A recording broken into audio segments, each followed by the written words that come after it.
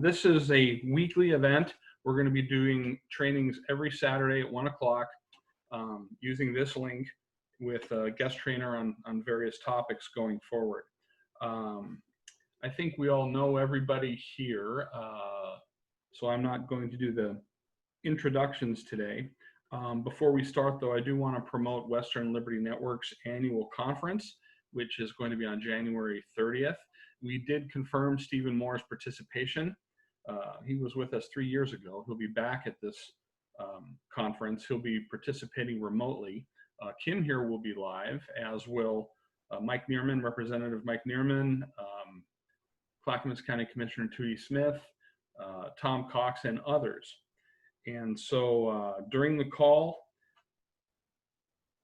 we've only got a few people here, but what I want to do to minimize feedback is ask that everybody mute their microphone except when they want to talk. Of course, unmute your microphone to talk, and then when you're finished, remute your microphone. And if we do that, we'll have minimal audio feedback issues. And today, the topic we're going to be talking about is how to testify before public committees and boards. And my good friend and WLN supporter and stellar Senator Kim Thatcher is our guest presenter. So I will turn it over to you, Kim. Okay, all right. So this is just a PowerPoint I'd done for the last time we all met in person. When was that? February or something? Anyway, it wasn't that long ago. It was before the shutdown and all that. So everything's kind of geared towards how to testify in legislative committees, but I think it can transfer well to any other governmental body for the most part. So I don't think there's much differences, and since there's so few people, I think it'd be fine to ask questions as we go. But the next slide is basically how, next slide. Yeah. Gotcha, okay. I'm just showing right there what to do, how to get into OLIS. And I don't know if you can click on that little hyperlink there, Richard, but that's gives you the link to what's called OLIS, the Online Information System, which is the link to everything going on in the legislature. And that's a real useful spot. Now your county commissioners and your school districts and your city councils, depending on where they are and how advanced they are technologically, might have a similar thing. That way you can know specifically when something's happening and what the topics are, so that you'll know if you want to testify. Okay, and then the next slide has to do, well, let's see, I'm just opening up, it's number 4.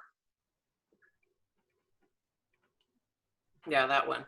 It looks the same, but it's really just showing you, let's see if I can do,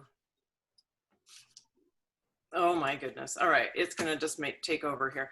All right, so what that is showing you is just another part of the information system where you can find whether something's on a first reading, second reading, or third reading. In the Oregon Constitution, so this is very specific to the legislature, but your city councils and counties probably operate similarly, where they have 3 readings. One would be, hey, everybody, this is a proposal we're coming up with. And then next it'll go to a committee in the legislature, it'll go to a committee, and then it'll get a public hearing and it might get amended and all that. And that's when you need to make sure that you're on top of whatever the latest version might be, because they might have a work session and amend it.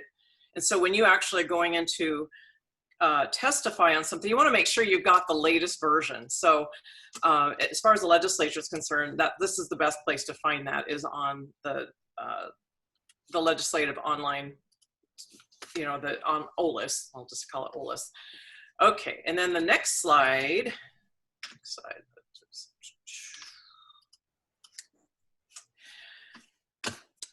It always pays off to testify. You're not going to be, even though the deck may seem stacked against you and you think this is a pretty hostile audience, and the people sitting before you may not absolutely agree with you, maybe not even at all, you are still talking to committee members, and you're talking to reporters. There's reporters listening in, and there's other audience members. Or sometimes if your testimony or this particular meeting is being broadcast, which public meetings generally have some sort of recording matter, you have audience members who are maybe rooting for you and feeling a little bit more brave to also come out and join with you, and you can build a coalition that way, and you might find potential allies that way.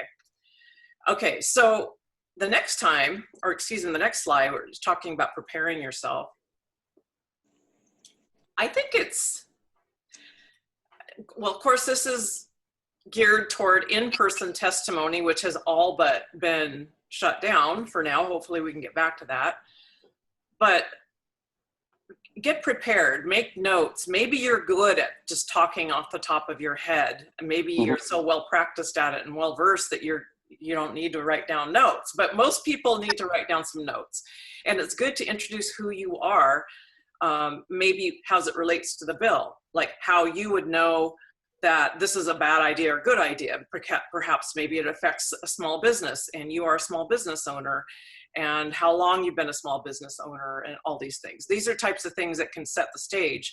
Don't spend too much time on it, because you only probably will get a few minutes to testify.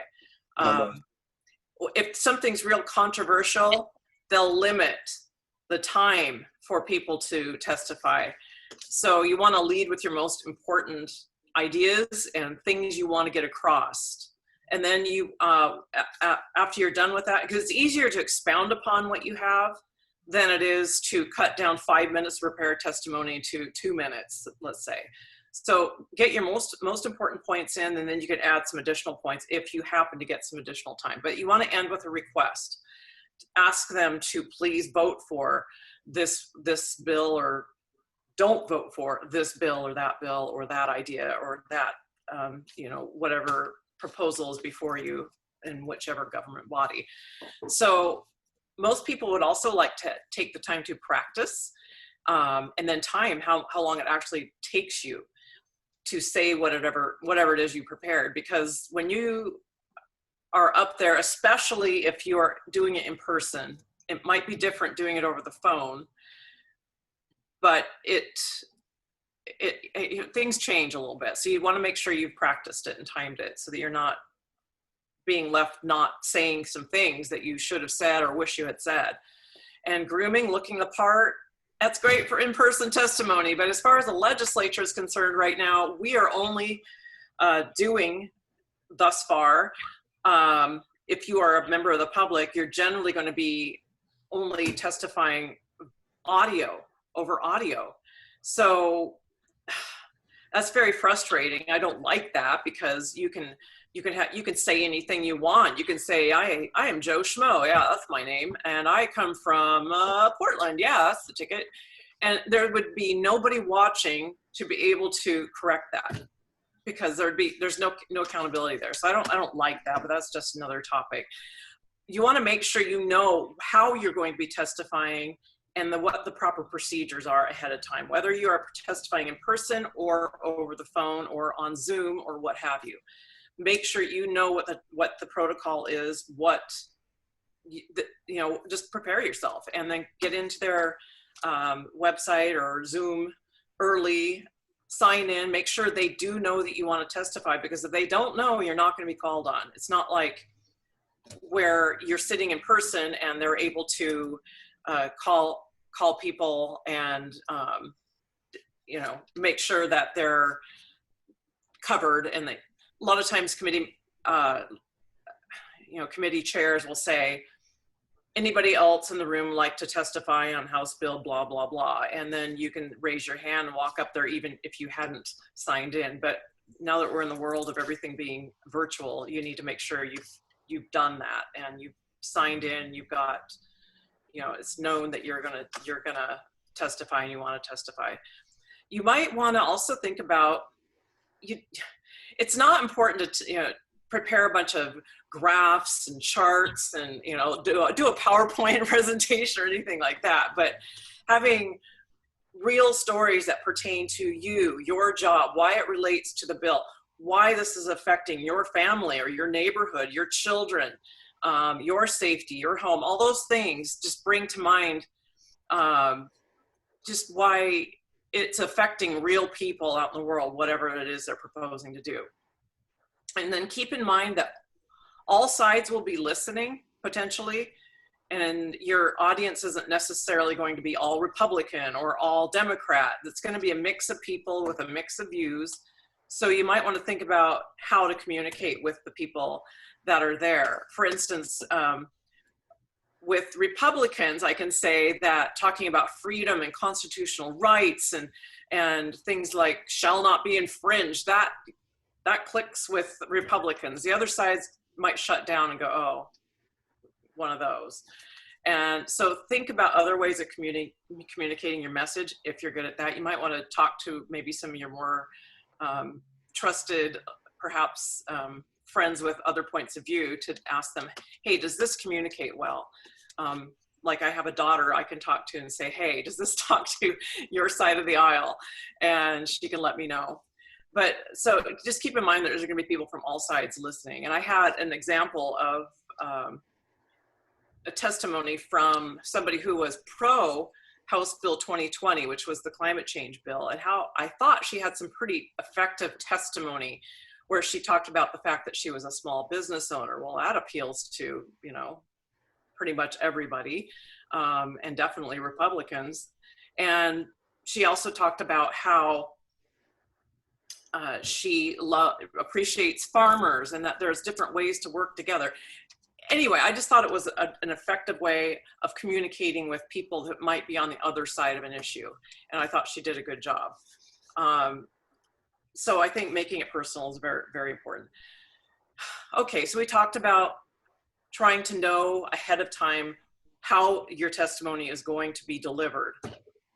In the legislative committees, you might need to contact the committee chair and make sure that it's all set with you knowing exactly the protocol and what procedures to follow to be able to testify, so that they know you want to give testimony and that you are on their list. And so that's how you do whatever procedure to sign in. Then you wait till you're called. And it's always good to address the chair of the committees, you know, Mr. or Madam Chair, or just saying chair and then their last name works, and then briefly thank them, testifying. And you've timed your presentation ahead of time, and you know how long it's going to take. So watch your time so you're not cut off in the middle of a sentence. That they usually don't do that with legislators, but within the middle of a thought, which might take more than a few sentences, you might get shut down if it's going to take too long. And it's always good to ask if there are questions and then respond to the questions, and have backup from credible sources in case you do get asked about some sort of a statistic that you bring up, or you know, a fact that you read on a blog somewhere. Make sure that you are quoting things that can have some good backup from credible sources that are recognized widely among people as being credible sources, such as, if you're going to be testifying about COVID response and different things relating to that. Maybe you read something in a blog, but really it's rooted in something the CDC said. So use whatever the CDC said. Don't say I read it on, you know, Dan Bongino's blogs. That's probably not going to be seen as credible from somebody with an opposing point of view. And then just be ready. Okay, so the next slide, where when we were doing this in person, we had some group practice. And so you might just want to think about doing this group practice scenario with people that are on your side of an issue, or you're just trying to plan with them, or you're talking to some of your county party people or whatever. So you can decide on an imaginary bill, saying, okay, there's this bill, and then you can construct your work on testimony, keep it to, not too long. Then you take turns testifying, and then you can critique one another and figure out how to maybe improve or say things better or more concisely, like make sure you're keeping your time and all that. And just kind of help. I think that's real helpful when it comes to preparing to go forward before governmental bodies. Maybe you haven't done that before. It can feel intimidating. So it's good to have these exercises with people and be prepared. Know what the procedures are ahead of time. That's really kind of what it comes down to. So I'm happy to take questions at this point, since this is a little short.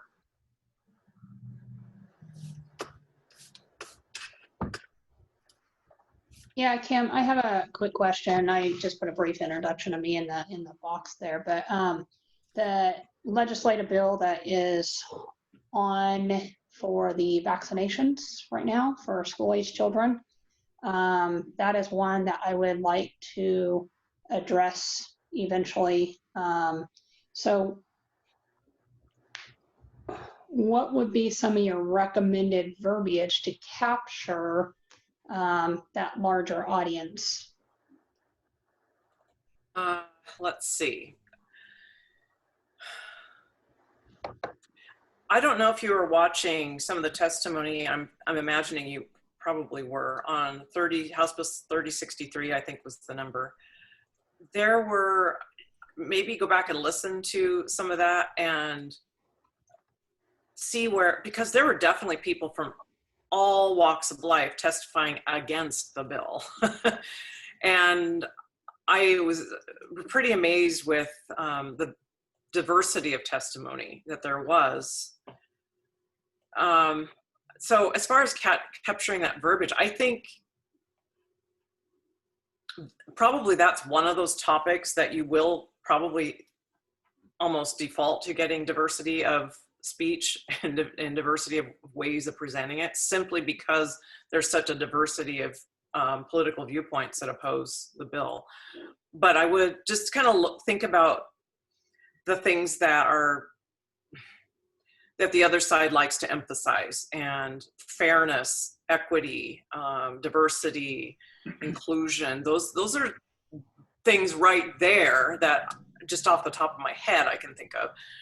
Now when it comes to the other side, when we're talking about, well, freedom and individual choice and responsibility, all those types of things, that kind of communicates to another audience. But you know, you're going to have a broad audience.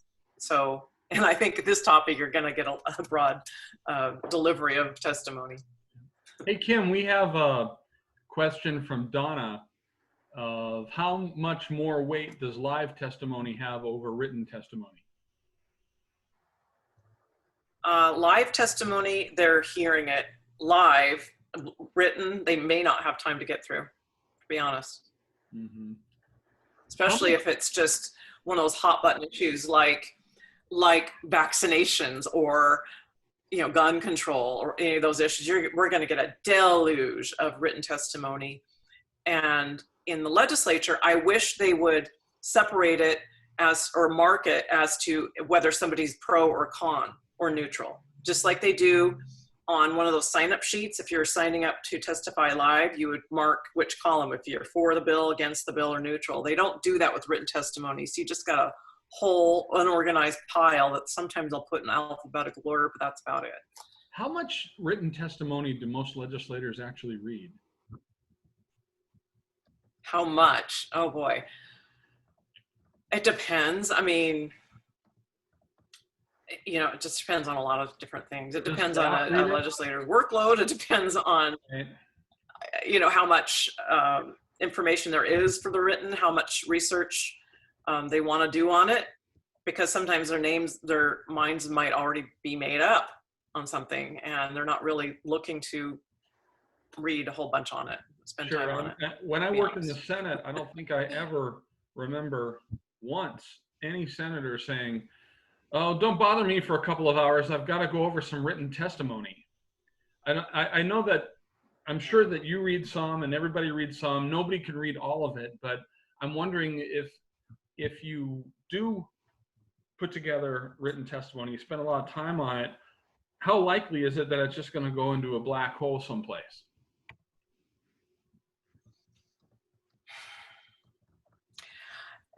It depends on the delivery of that written testimony. If it's going to be entered into the record, and it's part of OLS, and it's just part of that big pile, that inbox, if you will, of testimony. And as a legislator, you don't know if somebody's pro, con, or neutral on a bill, because it's just not organized that way, much to my chagrin. I'm trying to get that changed. Especially if it's further down the list on a very long list of testimony, it's gonna be really hard to get through all of it. Mm-hmm. Mm-hmm. It seems to me a team approach might be helpful for some activists to have. Yeah, tag team it. Like, for instance, if you can't get through the whole point, make sure that somebody else will come after you to pick up on that point and finish the thought. Mm-hmm. That's a really good point. Yes. So how long have you been in the Senate now, Kim? 6 years. 6 years, yeah. So you've heard a lot of testimony.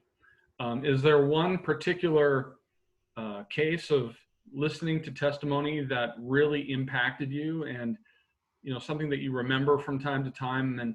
And what if you do remember something like that, what was it about that testimony that grabbed you?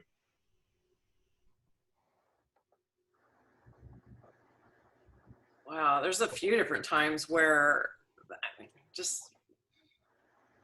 it's hard to think of a particular time where, boy, I flipped my position. I'm sure there were some of those times, but sometimes you start out before a committee and you're thinking, oh boy, this is going to be one of those bills that does this thing over here that's really bad, and then you hear some testimony and some of the changes they want to make it, and it's like, oh, well, I guess it's not as bad as I thought. And I get what the driving motivation is now, and it's, I see it in a different light. But really, I think a lot of times the personal testimony from knowing an impact from whatever passage, those can really affect you and or make it more difficult for you to maintain your position. Even though you might want to maintain your position that this is a bad thing, it can make it more difficult with some of these personal testimonies that you get. Yeah. We've got a couple, for instance, on human services. Yeah, I bet you get a lot of interesting stories there. From Jeanette to everyone, I am a new delegate for Washington County Republican Party. I've lived in Oregon for a little over a year. I am passionate about education, as I have been in education for 25-ish years, with 12 of those in my own high school classroom. So Jeanette, thank you. I don't know if we still have Jeanette here, but thank you for that. Lori Kimmel has a question. How can we guard against changed verbiage? Sometimes a bill gets changed 1 hour before oral testimony.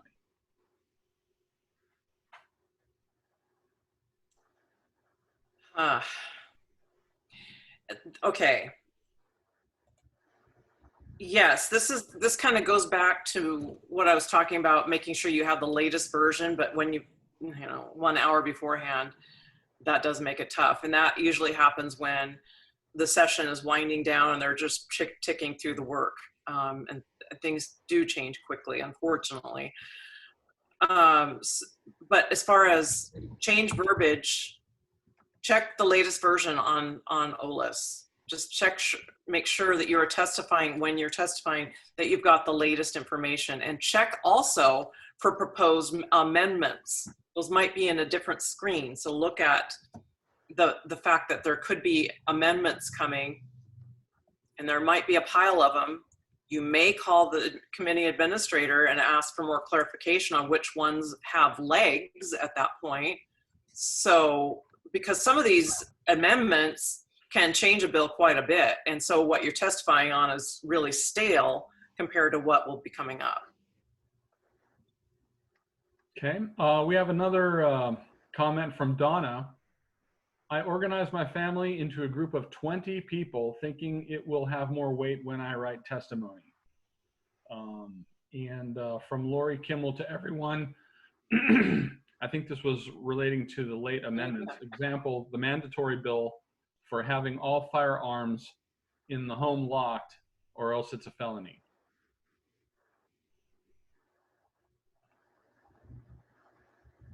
I think So are you mentioning that that one was changed at the last minute? 'Cause I don't remember. I mean, there were so many that. I think that's what it was. I think that's what, unless you want to clarify. Okay. Yeah. Okay. So yeah, that could, there are definitely examples of bills that do change at the last minute. And then by the time you get up there to testify, yeah, it's old information. So just do your best. Looking on OLIS is the best way. And also looking ahead and looking at potential amendments that will be talked about, and maybe verifying with a committee administrator. And that information is also on the OLIS. Who the committee administrator is, and contacting them and finding out what might be the directions so that you know how to gear your testimony. Mm-hmm. Sounds like how to use OLIS. So I have a quick question, Kim. Go ahead. Because we have such a divide politically in the country, and more specifically in Oregon, and the fact that we have a majority in both the House and the Senate, and a lot of bills will most likely be put through for more of these socialist type deals. I'm not sure. I haven't looked a lot into it at this point, but since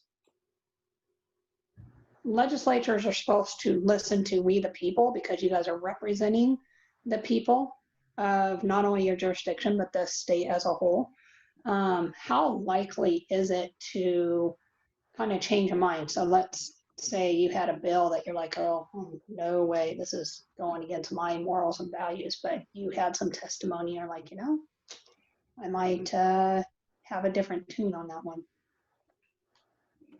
And so you're saying, how would you approach that, or what?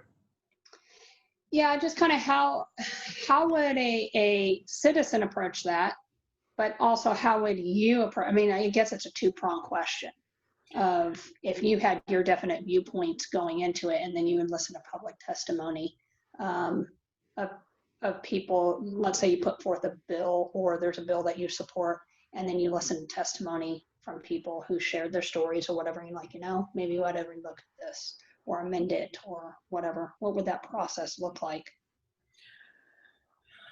Yeah, there are a lot of times where I'll put forward, or legislators generally will put forward what they think is a decent idea, and then you throw it out there, and there are people that show up and they shoot holes through it, and you're like, oh, okay, well maybe we should change this or that, and you talk to them, and you try to get,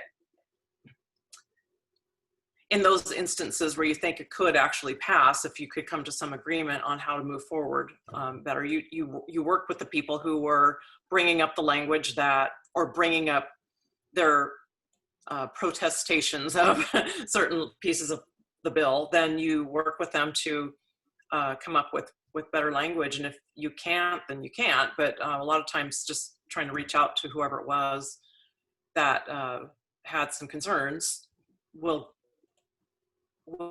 get you down the road to creating an amendment to move it down. I mean, sometimes the divisions are so great that there's just no way you can compromise, on certain things. There's just certain things that there's oil and there's water, and they're not going to mix well. So, but as far as a person in the public bringing up, maybe you have friends that are on the other side of an issue, and you can work with them on coming up with better language. And maybe they're part of a bigger group that is also opposed to whatever it is. I don't know, maybe it just depends on your comfort level, but there are different ways to reach out to work with folks on the other side of an issue. Mm-hmm. If you think there's a way of actually coming to some sort of agreement. Sometimes they're just not possible. It's tough, with education. Yeah, Kim. Oh, go ahead, Jack. Yeah, just a comment, maybe a piece of advice. Sometimes we're not in disagreement when we're testifying. And I remember when they were doing the redistricting last time, I was representing the Republicans as far as the area where I'm at. And we drew the boundaries, and the way we want to do it was with Sal Escobar and Mike McLean. The Democrats came up and were in total agreement with us. And yet the board went a totally different direction with both party central committees in agreement. Mm. How would you handle that? They totally ignored us. They kind of had us, they got us talking, but we were in total agreement. Yeah, that's a good one. There will be times where you've got diverse groups, you know, politics makes strange bedfellows, like you just demonstrated. But yeah, you will have diverse groups that will agree on something that don't normally agree. And then you get the governing body or the committee just going a whole different direction anyway. You know, sometimes it feels like the fix is in a lot of times when there's a bill coming to committee, like we've seen just in the past 2 years, some controversial bills that come forward, and you know they're gonna pass, and you'll be shocked if they don't. And if they don't, it'll just be with some little tweak that still is egregious to you. But I don't know, other than just stating your opinion. Testifying is not wasted. You can get your viewpoint perhaps printed, and that'll help maybe bring some more people on board. I don't know exactly, but that does happen a lot, unfortunately, Jack. I was going to suggest that on some issues, there is a liberal or democratic perspective. School choice is tough. But I remember that once I campaigned for a guy, and we went door to door, and we had a different flyer for a Democratic household as opposed to a Republican household. And at a Republican household, the flyer talked about parents controlling the direction of a child's education, independence, and all of those sorts of things. But on the Democratic household, it talked about giving working class kids the same opportunities that rich kids have.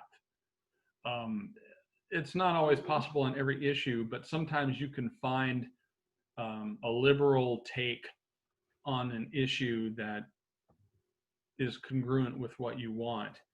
And if you can testify and say to Democrats, to say, you know, some of you may have a different political tradition, come from a different political tradition than I do. And I've really tried to take some time to think about it from your point of view. And from what I understand, based on your point of view, you might want to look at these things. And sometimes it'll make them stop because you were thoughtful and you actually tried to think from their perspective. Sometimes an issue will hit them. But like Kim says, it's hard to tell. Sometimes it feels like the fix is in, and sometimes it not only feels like that, it actually is. But there are times when you can impact the process, and trying to look at it from the other side and giving them value for your policy position can help. And trying to use some of their language too, so they identify, I think. Yeah. Are there more questions today? Anybody else have any questions? Okay, I don't think so. So we usually stop these at 1:40. Well, go ahead, Kim. Yeah.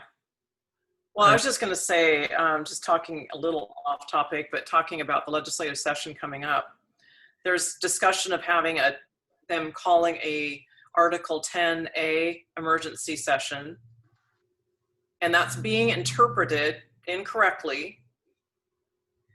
And they're interpreting it to mean that they can declare a meeting somewhere else. And so far they've decided, well, anyway, they can meet somewhere else, and whoever shows up in person to have that meeting, they can take that. That would be the basis for determining a quorum.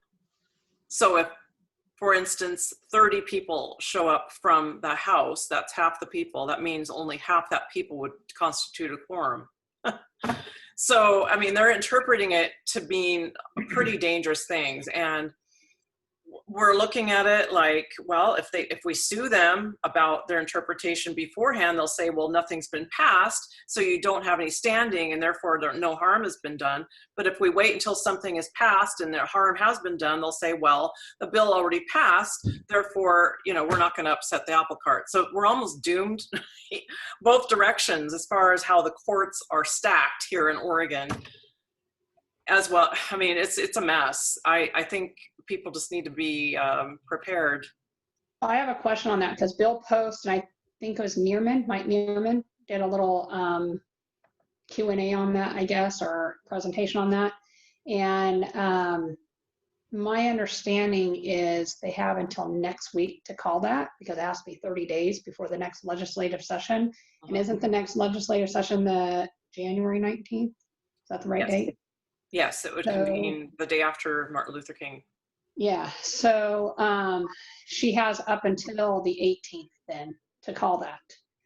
And I was really nervous on Friday when she was doing her little spiel of stupidness. But how do we combat that? Because I read over the article, and everything that's in there, you have to have one from section 1 and section 2. You have to have yes to one from section 1 and one from section 2. And from my reading, there's nothing in there because she's created this mess. This is human created, not catastrophic created. And if you look at the evidence that's out there, real scientific evidence, not Dr. Seidlinger evidence, that the PCR tests that are being used, they're being ran 40 times, which is bringing up false positives left and right. It's only supposed to be ran up to 35, and even that's questionable. 30 would be best. No, 40. And then the false positives are all going to drop off, and therefore numbers will drop down. And when are they going to put that into effect, since they found that out, along with the false reporting of numbers that they've been doing this whole time to inflate the numbers? So if everything is Governor Brown created, how can they do that XA? Because they are operating on the line, the company line is, this is a horrible thing. People are going to die unless we do these drastic measures. And part of that drastic measure that fits right in with how they've been doing things is, well, we got to have an emergency session to deal with XYZ having to do with they could call an emergency session like that for climate change. They could do it on anything that they think is not happening the way they think it should. And that's really scary. And that is one of the reasons I didn't vote for the darn thing. But it's how it's being interpreted. What's that? Oh.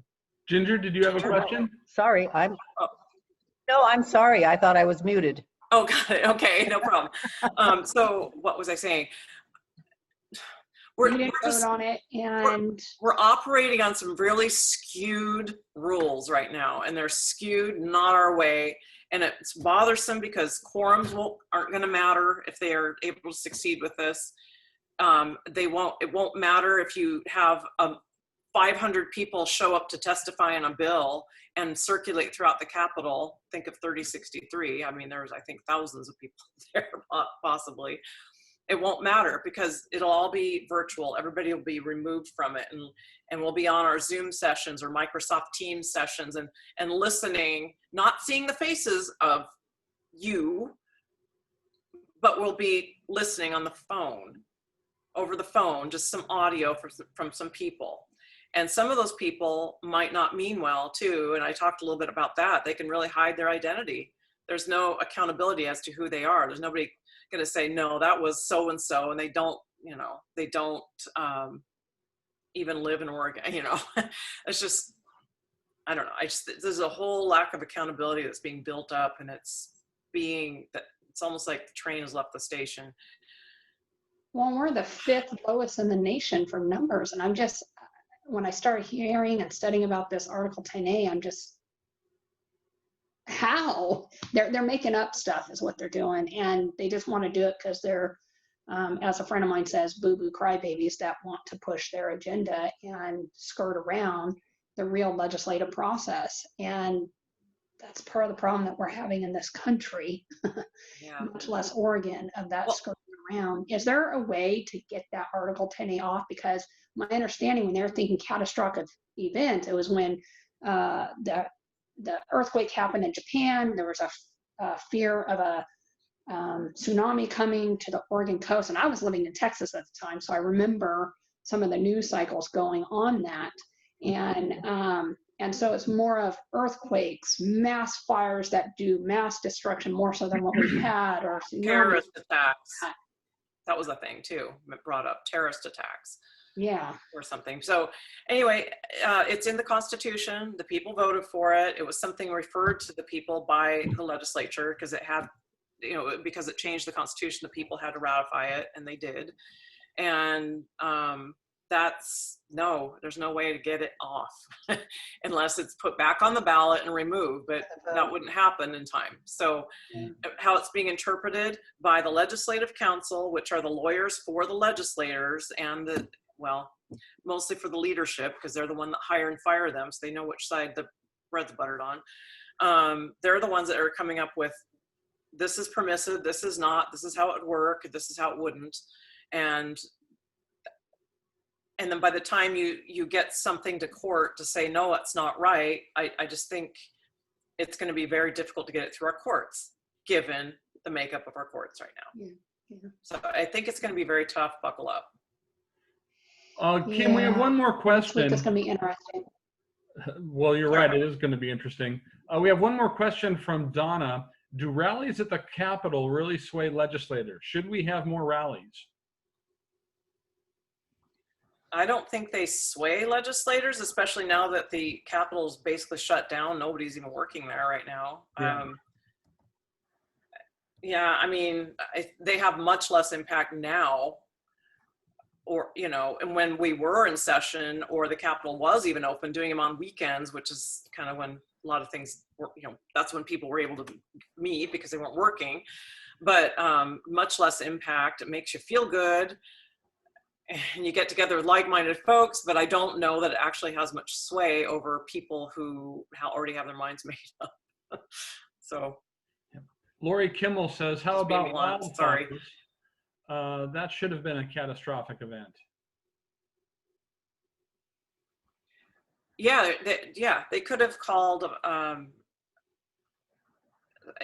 special session, an Article 10A emergency session for 30 days. But here's the scary part too. They can also, if you get enough of the legislators in their quorum and the majority allowed to, you just think about the dwindling numbers there, just a very small handful of people could be saying, no, we don't want to have this extended for just 30 days. We want it to go till, and then name a date 2 years from now or something.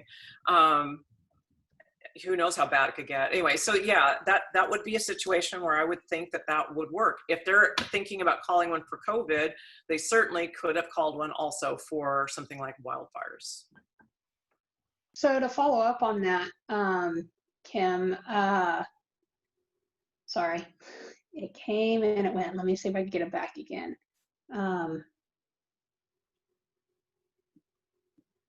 It's gone. I apologize.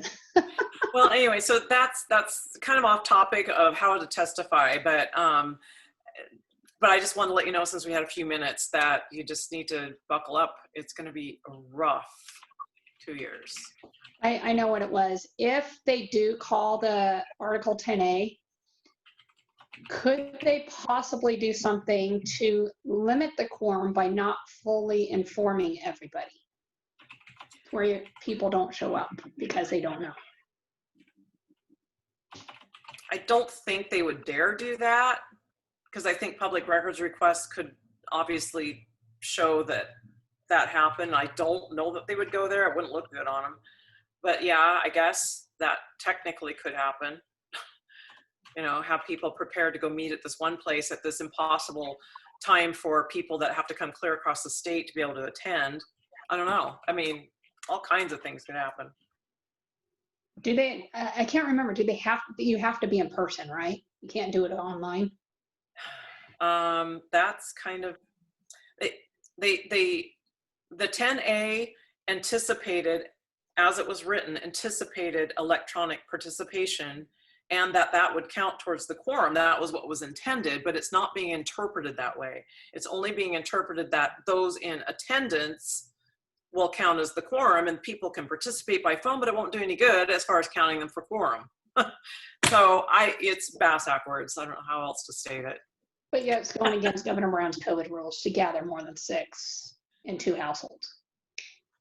Yeah, I can't keep up with all her edicts. All I think of is Harry Potter and Professor Umbridge. I don't know if you remember her. She would come up with all these rules, and then she'd have her minions, tap them on the door, and there was just like, it was covered with all her little edicts. So that's what I picture every time Governor Brown comes up with one.